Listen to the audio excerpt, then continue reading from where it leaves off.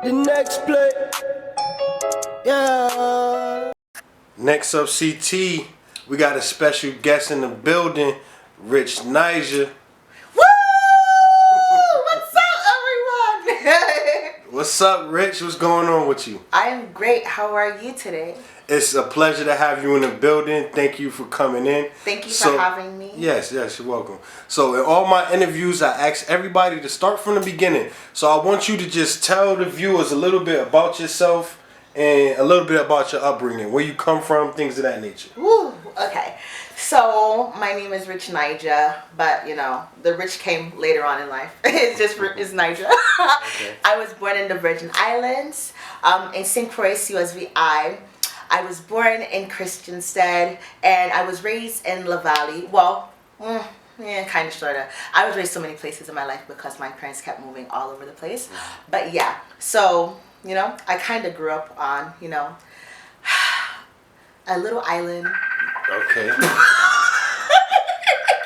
So yeah, I grew up in a lot of different places, but to start, I was born in the Virgin Islands in St. Croix in Christiansted, and I was raised in the valley and on a small little hill near the beach. I grew up Rastafarian, so my whole entire family was Rastafarian. Okay.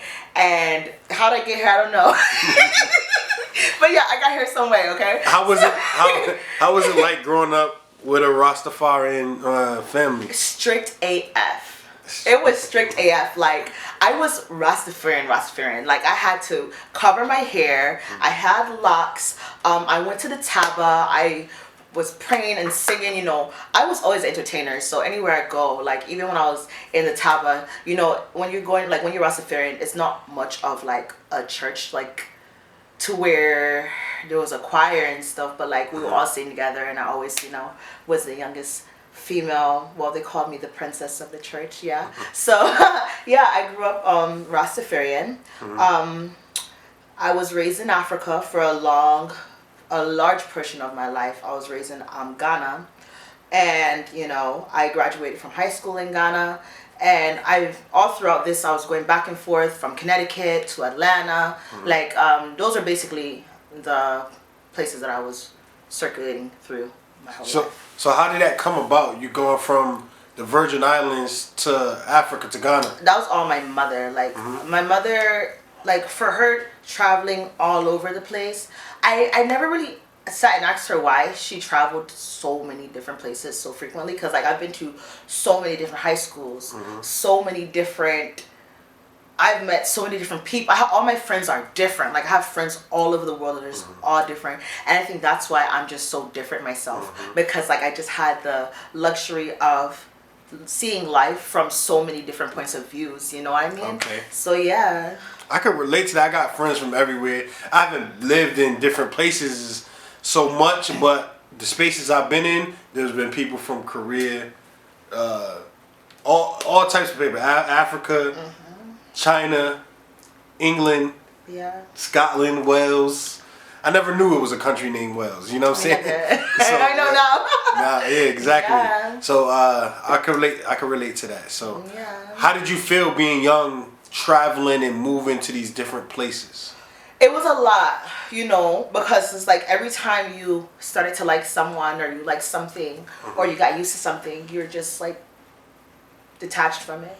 So I feel like nowadays, like, that's why I feel like it's so easy for me to detach. Like, I have problems keeping in touch with people and stuff, you know what I mean? Like, I'm just used to not having long bonds with people, you know what I mean? But yeah, it was definitely emotionally challenging, but you know, you get used to it. There's pros and cons to everything in life.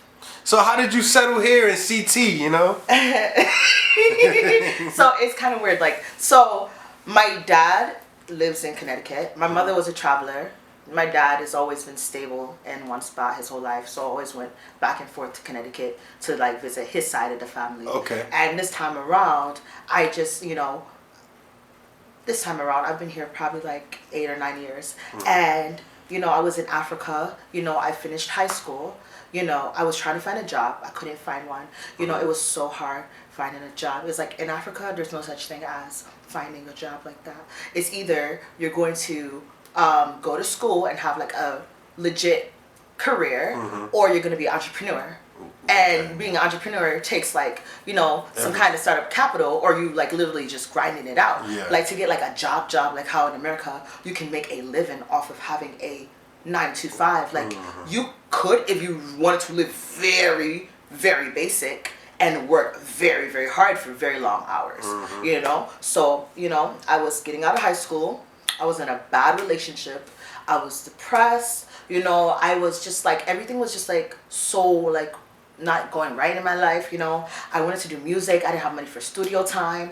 You know what I'm saying? Like everything just wasn't going right. And then my grandma was like, you know, she doesn't see my life panning out too well here. So I should come to America and I should just, you know, go to school and do all that other stuff and, you know, be what I was supposed to, well, the American dream, quote unquote. So when I came here, I already had it in my mind that I had to be somebody.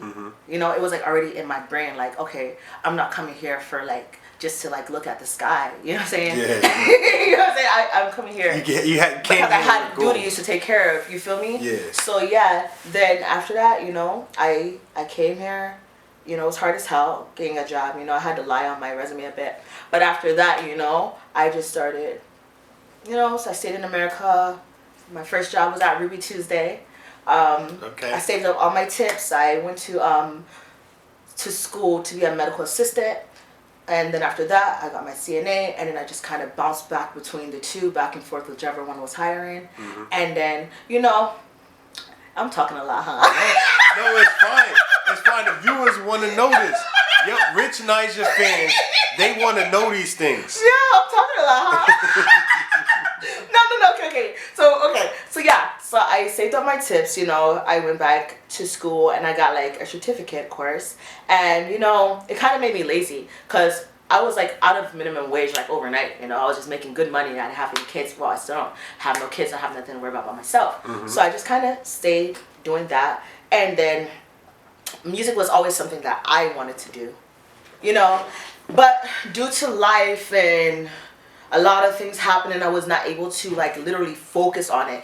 And even when I was focused, I wasn't focused in the right, I didn't know what I was doing. Like, you know, like I just thought I was going to do a bunch of showcases. I was going to keep recording music, or that was all I really knew how to do. Like nobody ever told me like, this is what you had to, I had to literally learn that through, like when I started my company, I started seeing music from a different side, like a different point of view, like, whoa. Okay, well let's get into that. How did you start doing music? How did I start doing music? Yes, so, how did you get into music? Yeah, so with me, it was never something like I ever tried to do, you know. So I always tell people like, you know, you can't teach the gift, you feel me? It's either you're born a star or you're not. You get what I'm saying? Some people don't have talent that much and their stars making it. You get what I'm saying? You could learn the skill, but you can't learn the gift, feel me? So when I was 9 years old, I was a only child for a long time. So I always had, my imagination was always heavy, like I was always in my brain. Even to this day, like I'm always in my mental, yeah? So I was literally just like playing around with my imaginary friends, and then I came up with some beat in my head, and I don't know, I just made a song, and it was like so, like looking back at it, it was so properly structured. Like literally, it had a chorus, and no one ever taught me how to do that though. And that's something that people like, I found it always came natural to me, but then when I see other people, they don't know how to really dissect a song, how to stick to the chorus, how to tell a story around the chorus, how to keep the chorus simple and catchy. You see what I'm saying? So what I was doing naturally, I didn't even know that it was something that a lot of people found hard. I was just doing it. I know what you mean. Like, some dudes that make a song, the hook could be about a girl, and then the verse would be like, splat, splat, coming through with the gap. Yeah. Something like and that. it was catchy, like it was good, you know. So like, yeah, that's when I realized that people liked it, I just kept doing it. I'm like, oh snap, like okay, like I'm doing this, like, and it just kept doing it. Yeah. That's good. So when did you start taking it serious though? So, see, I want to say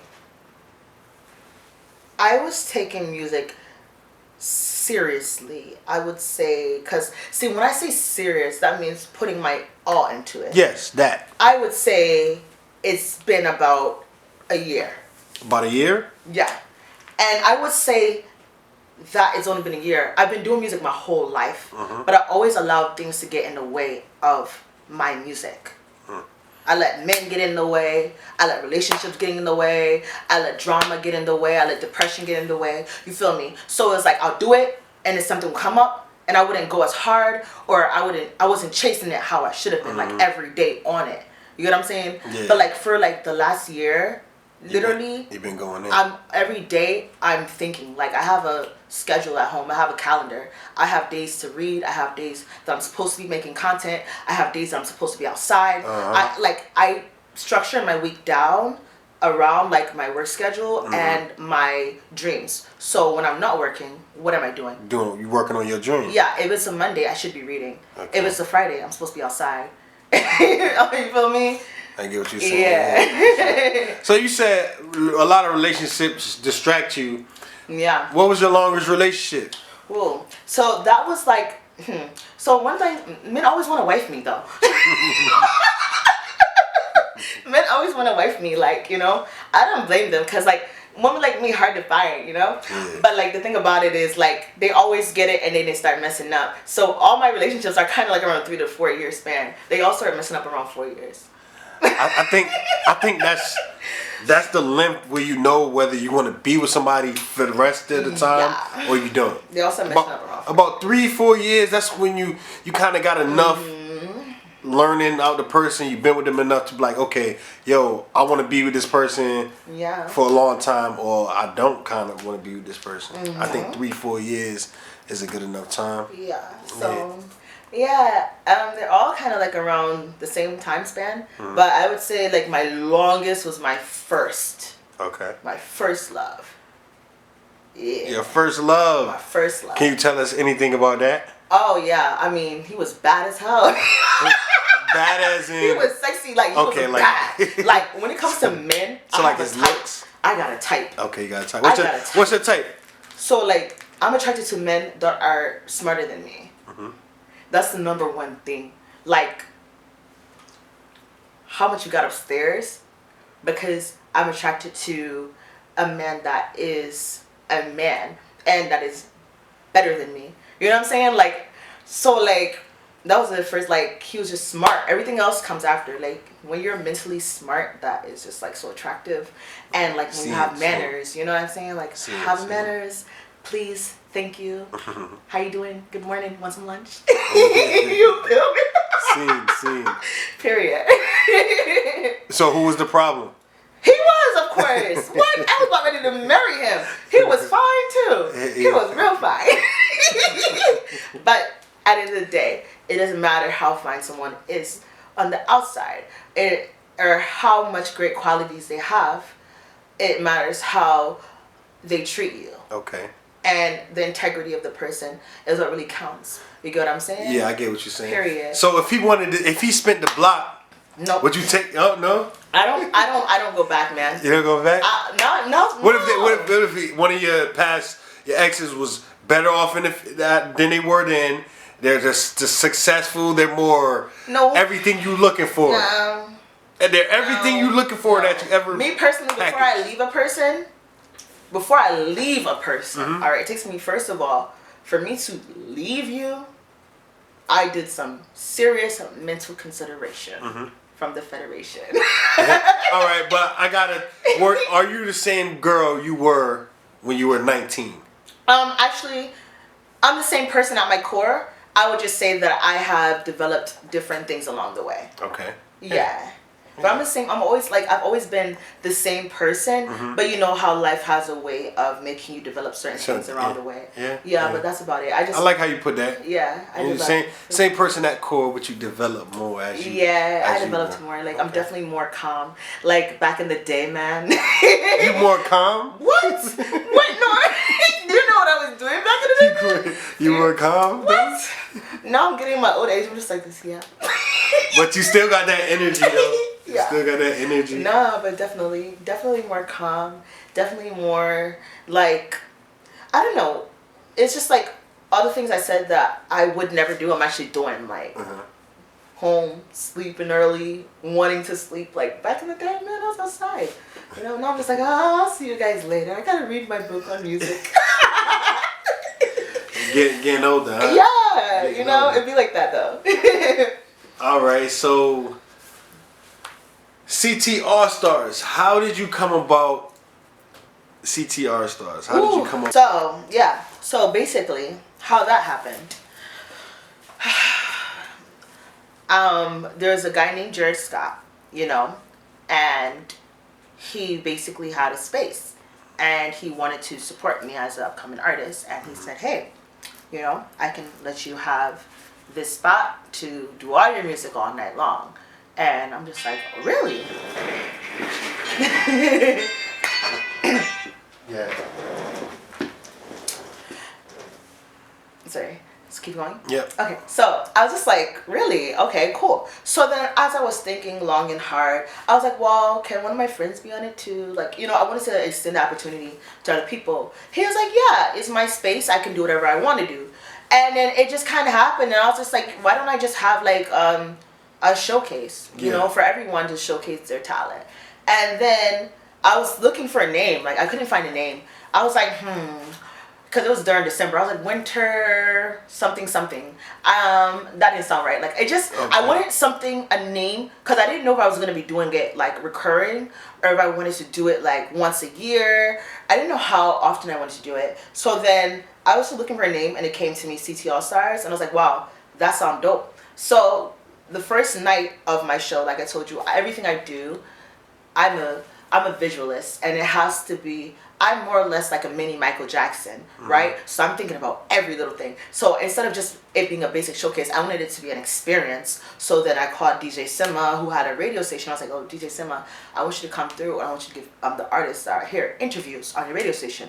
He came through. Then I had to get me a banner so the artists that came can take their pictures, you know, and that came through. And I hit up Jake Nasty, he's also a rapper, and I was like, hey, you know what, you got the camera, I'm gonna need you to do the photography for the night. And it just, the whole night was just like, the energy was just so good, all the talent, it was just like, it was literally. And then my girl Michelle B, DJ Michelle B, she was on the ones and the twos, and she's already a vibe. Anytime Michelle B is DJing, she's a vibe. And Liddy Blanco, you already know Liddy Blanco. Yeah, he's lit. He's lit. That's why they call him Liddy. And the whole thing was just so great. And then everybody was just telling me like, yo, you gotta do this again. You gotta do this again.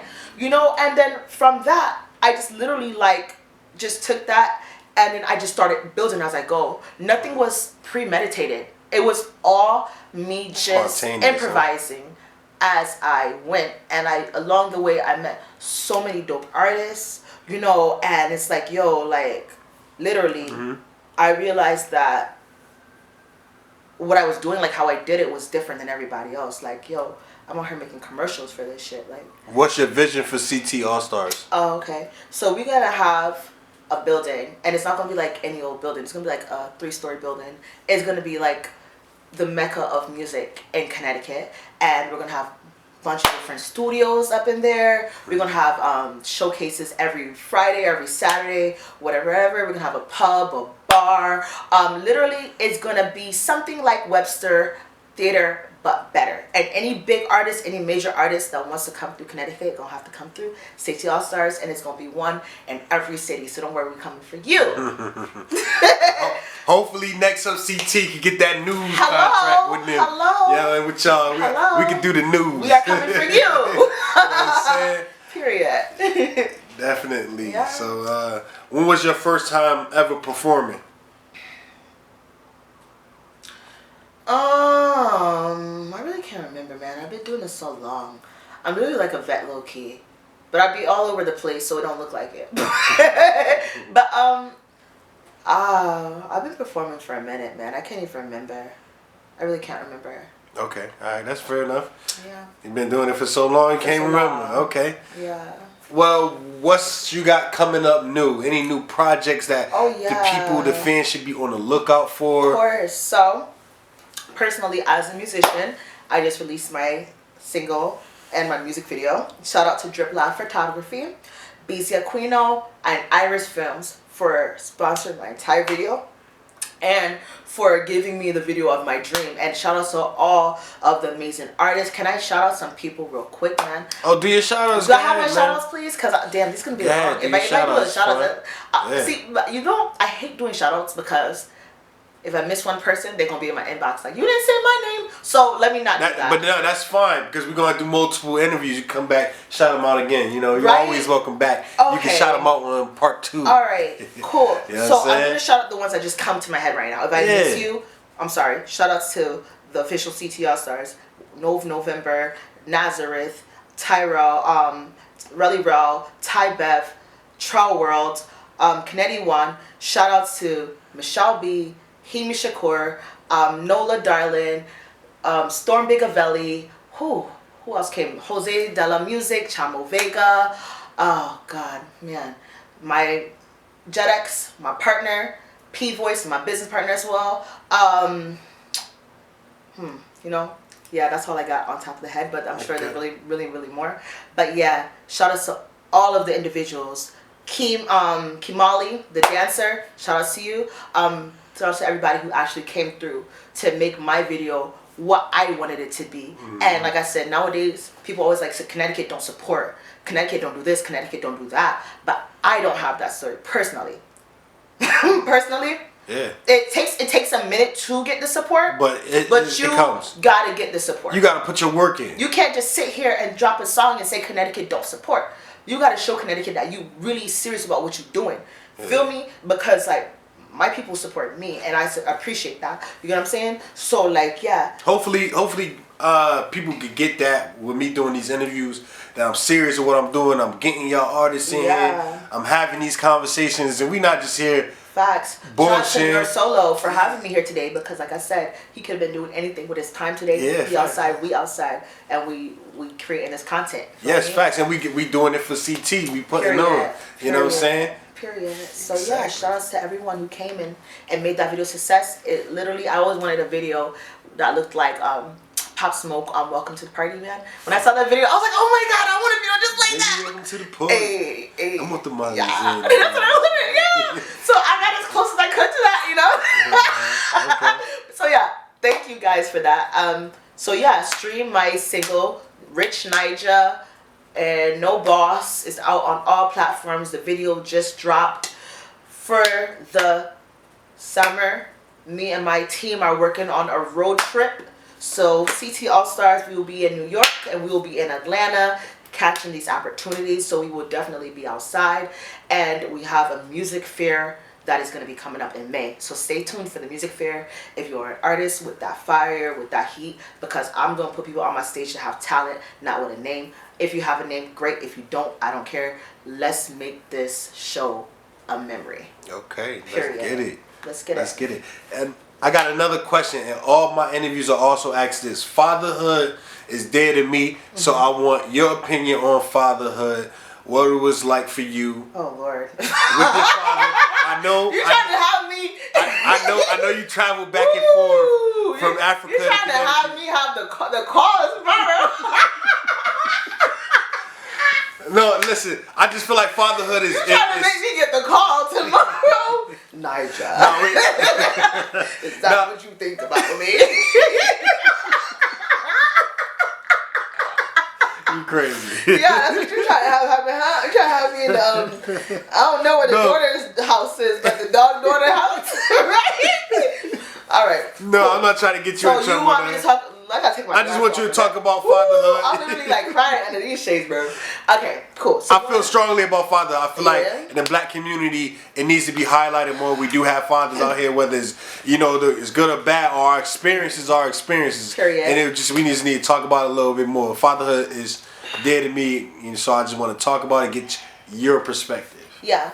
Okay. So fatherhood as a whole, okay, obviously is important. All right. If it wasn't important, there would be no such thing as a father. So God doesn't create anything that is unimportant. You get what I'm saying? Yeah. So if there is a need for a man to have a kid, then obviously that role is important. You get what I'm saying? So without a doubt, fatherhood is important. I feel like a lot of people, especially us women, are not even used to men who are good fathers. You know, I've had men in my life like, yo, babe, let's hang out, let's do this. I gotta do my kids. You gotta do your kids. Like, so it's like, you know what I'm saying? Like, it's something that you admire, but it's something that you like really not used to because there's so much men that are not active fathers. You know what I'm saying?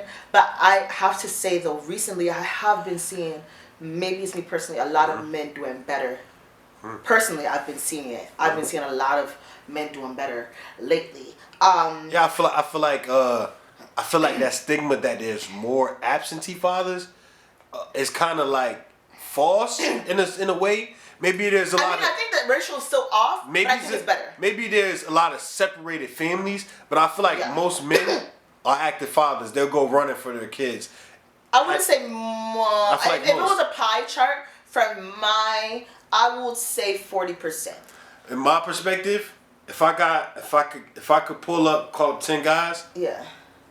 Maybe 1 or 2 don't see their kid. It's not active. Yeah. Yeah. Yeah. I mean, but like I said, you have to it's there's a lot that goes into every scenario in life. You feel me? True. Like. True indeed. A lot of men, like I said, and to me, like being a good father is like it all stems from being a good man in general. Cause like at the end of the day, if you're a father, if you say you're a good father, there's no reason you should be treating females out here bad. You get what I'm saying? Cause there's no way you can tell me you're a good father, and you got a daughter, and you out here treating females crazy, and you want people to treat your daughter right. What kind of treatment do you mean? Crazy? Yeah. What do you mean by? I would say playing with emotions. You gotta clarify that for me a little bit more. Playing with emotions, like being cheating. That can fall in. That's definitely cheating. Is definitely one. Playing with emotions, basically wasting females' time. You know what I mean? Just out here selling dreams, knowing that that's not what you're here to do. You just want to have sex. You know what I'm saying? I would say abusing women. You'll be surprised. Right now, it seems like everybody's in a domestic relationship. Why are so many men putting their hands on women? But you love your kid. You get what I'm saying? So, like, I feel like there's a lot that comes with it. But obviously, black men as a general, as a whole, a good black man, of course, is always needed. Of course, that's not even a question. Yeah. But, me personally, me and my father, we're still working on our relationship. Feel me? But it's like one of those things now where, like, I'm too busy for that now. That time has expired. You know what I'm saying? Maybe it will come back again, but right now I'm busy. Okay. But yeah, I definitely feel like fathers are needed. Don't wait too long. Yeah. That's all I can say. Don't wait too long. Yeah. I feel like that was my issue. I used to be like, well, my father could have sent for me to go to Jamaica to be there. And I didn't realize the struggle of Jamaica till I went there to bury my father. Yeah.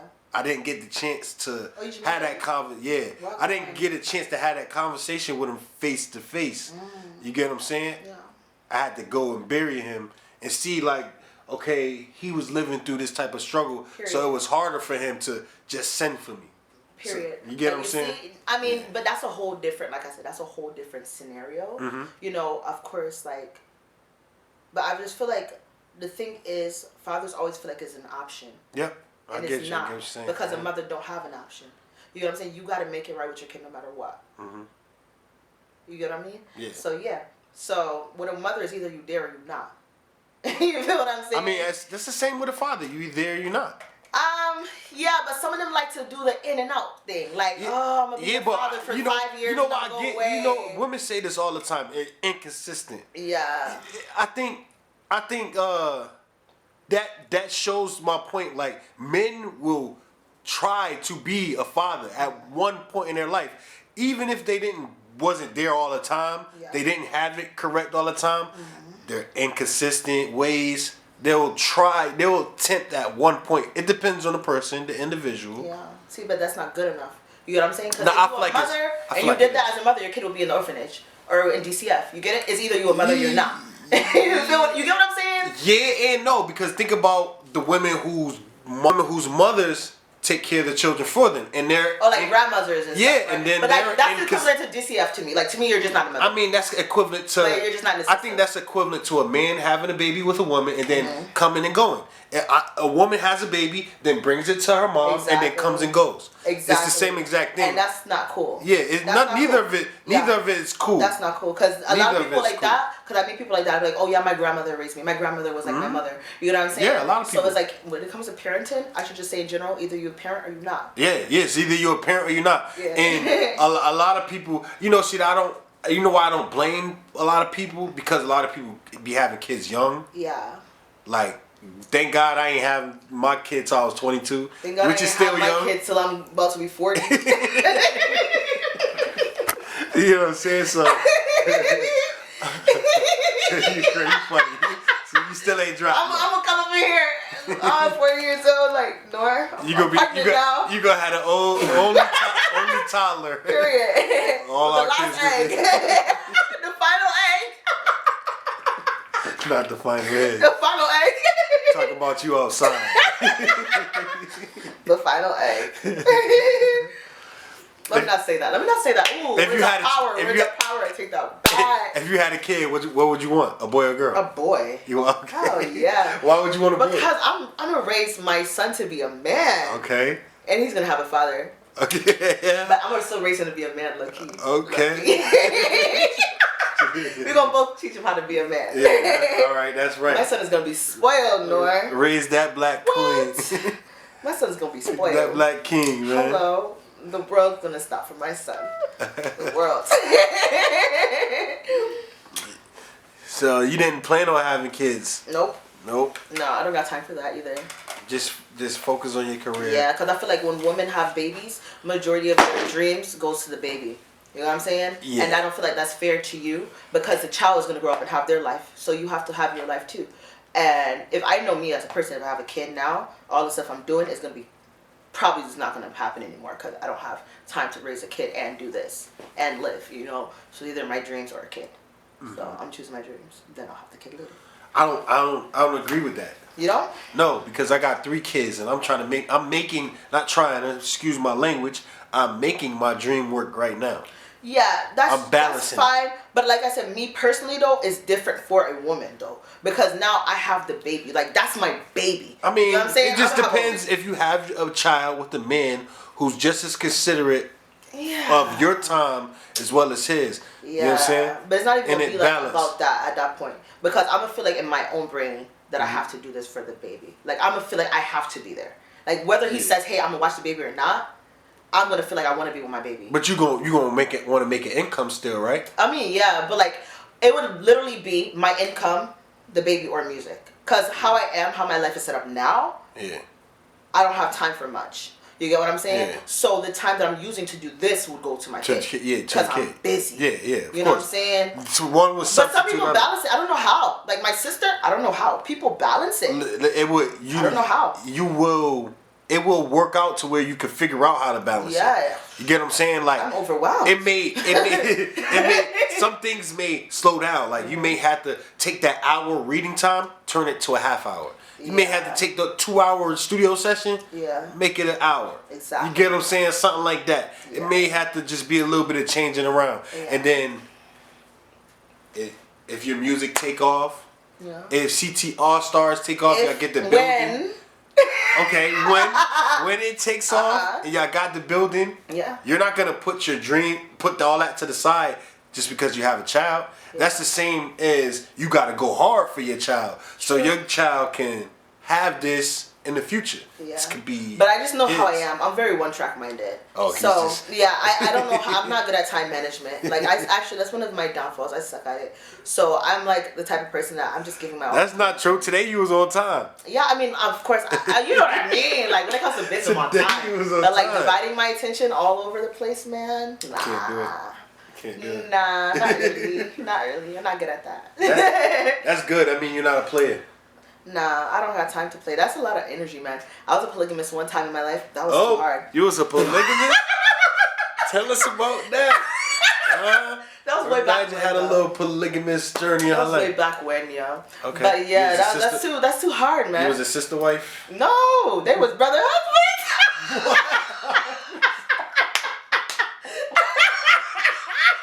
Yo, gangster. Oh, they was brother husbands. They was brother husbands? What?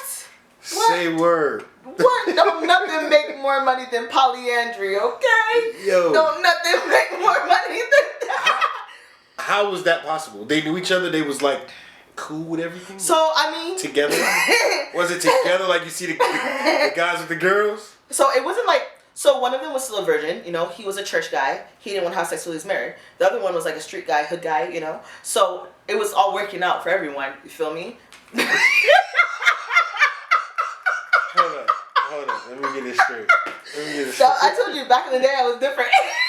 Let me get this straight. So yeah, one of them you really didn't have sex with. You just had like a but emotional we didn't have to have with. sex though. You just had like emotional connection. We didn't have to have sex. Like in life, right?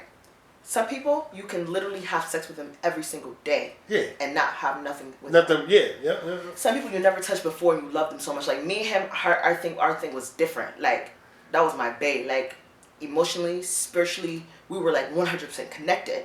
You know what I'm saying? Like it was just that connection. The other guy that was from the hood though, we had that same connection but for different reasons. You know what I'm saying? And we just all made it work, man. That's different, man. That's different. Yeah. I don't know what to say because you know, he was from the hood, P-shit. but he wasn't like ratchet. He was just more manly. Like we had different but I still had the same strength. So how did the men deal with you dealing with another man? They just dealt with it. How do women deal with it? You just deal with it, right? I don't know. You just deal with it. Because if There's I'm no way to deal with it. You just deal with it. They're just like Either you they do it or loved you you. don't. They just loved you enough to be like, okay, what you gonna do? If you're happy, I'm Anything can happen when you're honest. Anything can happen when you're honest. Yeah, anything can happen when you're honest. When That's you're honest true. about it, That's true. anything can happen. Whatever floats your boat. People like a competition that they can't win. Okay, maybe they probably thought about it in a competition People love a competition they can't win. I don't like competition, you know. I don't deal well with it, especially in that aspect in the dating world. If a girl I'm interested on to somebody else, I'm just not gonna pay her no attention. It was very cool though. I really enjoyed it. Like polyandry it was very fun. I'm not even gonna hold you. It was very, very, very fun for me. But now, you know, it's for people that don't have much time on their hands. I got better things to do than be in love two times. To just. I don't got time to be in love twice. Yeah, not twice. I told you back in the day, man. Would you do what is it? A female, male, female? Would I be with another man? Well, that's very iffy. Because, like, if I like the woman, and if it's all in honesty, it could be a possibility. But I'm very demanding, and I want what I want when I want it, and I don't want to wait in line for it. And my money, I want it now. yeah, and it's like the type of woman I am. Like, I see myself as too smart for that and too valuable for that. Okay. To be sharing, you know what I mean? But like at the end of the day, you know, in life, never say never. Yeah. You never know what you're gonna do until you do it. Because you did say you like men that's smarter than you. I do. So you know, like I feel said, like at the end of the day, you know, it would have to be a situation that works out for everyone. Because me personally, you know, she'd probably have to be more time on her hands. She'd probably have to like to cook for us. She'd have to do a wig. If she could do a bomb wig, if she can sew some clothes, if she could cook some food for us, like we may have a dinner. Balance. We might be in business. Balance. If she could do a bomb wig, then listen, I might be waiting for her. Like, when she come home, babe? I might know somebody like that. Period. When she coming home, babe? My lace front just lifted. If she could do a wig and sew some clothes. And got a bag to spin on this. Listen, if she could cook, she got me. So I'm gonna need more than the food. I'm gonna need more than. You'd be surprised. A lot of women can't cook these days. I'm gonna need more than the food. You can't get me with food, girl. I'm gonna need you to slay this wig. Yeah. I'm a man. I'm pretty simple. I'm not. I'm pretty simple. She gonna have to tell me what she offering, what she bringing to the table. You gotta be on my off nights. You gotta, you know. Oh yeah, for sure. For sure. Everything's possible in life, you know. When I was young-minded, I'll say never, you know. Yeah. But like, where I am right now, I have such a confidence within me. I have such a peace. You know, I have such a willingness to explore life. You know, life is about a journey. There's pretty much nothing that I say I would never do now at this point. Yeah. Everything is just all about a situation, all about, you know, me feeling comfortable, everyone feeling comfortable, and, you know, you just never know. You never know. You never know. Period. All right, yeah. Period. Period, poo. Period. So is Rich and Nijah in a relationship now, or she's single? Why you gotta do this, man? I want to throw my phone at you. You know, the viewers want to know. I may want to know myself, you know. I may want to know myself. I don't got no balls. Run it up. I don't care about the cost. So she's single. She's single, y'all. Oh, no, that don't sound too sure. Okay. She's single, maybe a little bit. A horse with no name. You know that song though? I went to a desert with a horse with no name. Don't you got a song where you like on a horse or something? Oh, giddy up! Giddy up, giddy up! Ooh. Yeah. You got a giddy up song. Hell yeah! How'd that go? Giddy up, giddy up, giddy up, giddy up, giddy up, yeehaw! If you grown boy, giddy up! Yeah, that was my first single that I dropped in America. That was your first single in America. Okay. How'd that go? How'd that come about? That was straight, you know. I was like walking from the bus stop, you know. That's when I first heard of you. Oh, word? Yeah, that's how I know you're a real one. Oh, yeah. A lot of people don't know me, like, from that. They just know me from, like, CT All-Stars and, like, a year before. But I've really been, like, doing this for a long time. But, yeah, I was walking from the bus stop, and I was trying to have a performance at this Jamaican club, you know? And the initial song that I wanted to say was, drink it up, drink it up, drink it up, drink it up, right? But then, you know, it was a Jamaican club. I didn't want, like, nobody to shoot me or anything, you know? What? Yeah! They take eating vagina serious in Jamaican culture, man. Yeah, like, but you could have interpreted that anyway. Drink it up, drink the rum or something. You know, bad man not drink cup nothing.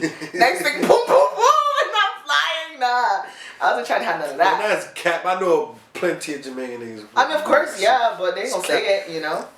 That's real old school, but. Period. I mean, like, if you want to follow Bounty Killer, you know, that's up to you, not me. You gotta be the next one.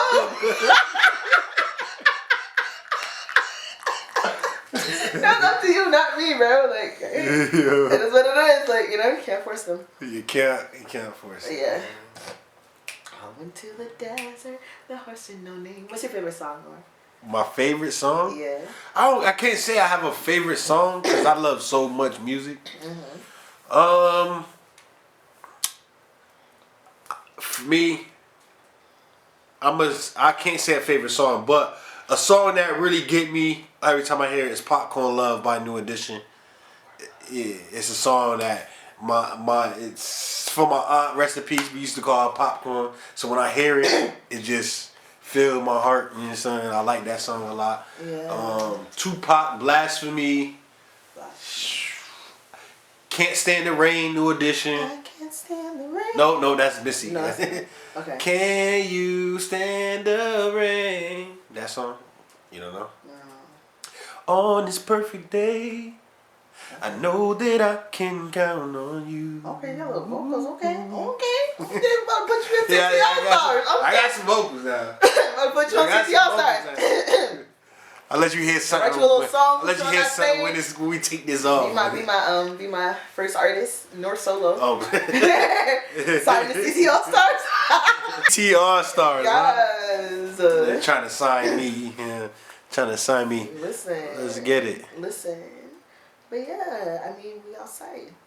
We outside. You know, I think we probably been going for a little minute right now. We're gonna end the interview. You know, you welcome back anytime. It was a pleasure having you on. Thank you. It was a fun little interview. Guys, look out for my next thing I'm about to drop. It's gonna be called Sneaky Link. Make sure y'all look out for that. That's gonna be dropping on the summer. Look out for that, yo. Sneaky Link. She's single, fellas. Or maybe not. Or maybe not. But yeah, we got Rich Nijah in the building. Yes, CT All-Stars. You already know what to do. Next up, CT. We out. All right, we out.